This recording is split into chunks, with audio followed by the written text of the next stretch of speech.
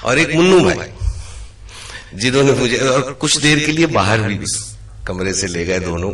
تو یہاں ایسا رشتہ، کیونکہ میں یہ سمجھتا ہوں کہ فراز صاحب نے حرف کی تعظیم اور عزت کے لیے ہی تمام دشمنیاں کی اور تمام دوستیاں کی.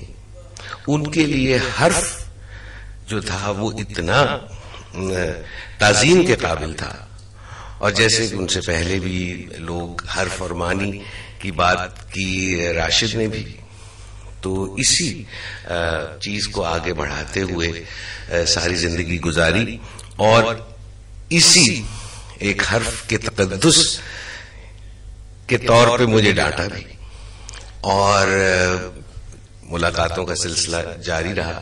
پھر ایک بات ان کی جس سے کچھ تھوڑی سی حوصلہ افزائی ہوئی، کچھ عرصے بعد مجھے فیض فاؤنڈیشن کی طرف سے موسیقی کہ اس میں ایوارڈ ملا، تو اس کے لیے ایک تقریر تھی چھوٹی سی جو مجھے وہاں کرنی پڑی، اور وہ میں نے لکھی ہوئی تھی. تو جب وہ تقریر ختم ہوئی تو میں فراز صاحب کہتے ہیں تم اب ٹھیک ہو گئے ہو اگر یہ تقریر تم نے خود لکھی ہے، پہلے تو ویسے نہیں تھے. تو ان کی شفقت اور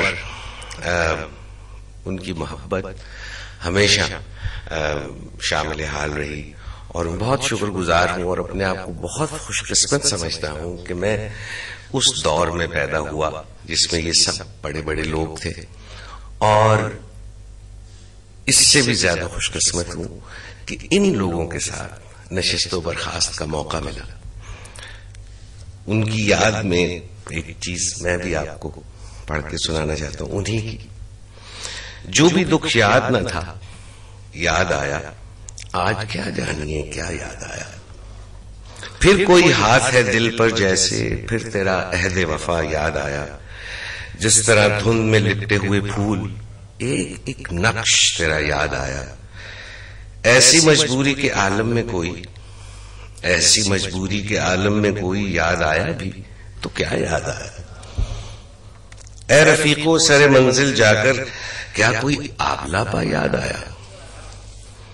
یاد آیا تھا بچھڑنا تیرا، پھر نہیں یاد کہ کیا یاد آیا.